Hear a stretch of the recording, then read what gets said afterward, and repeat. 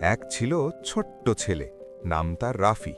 সারা বছর সে অপেক্ষা করত ঈদের জন্য, কারণ এই দিনটা তার কাছে ছিল সবচেয়ে আনন্দের দিন। ঈদের আগের রাতেই রাফি নতুন জামা বের করে রাখল। সকালে ঘুম থেকে উঠে সে খুশিতে লাফিয়ে উঠল।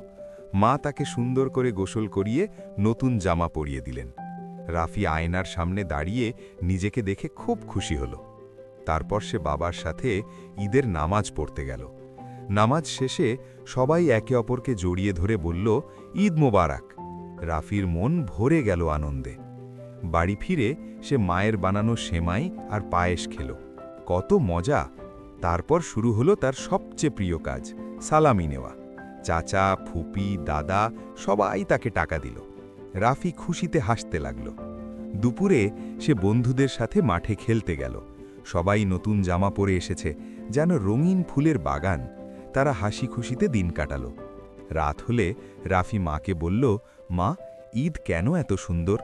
মা মৃদু হেসে বললেন, কারণ এই দিনে সবাই ভালোবাসা ভাগ করে নেয়।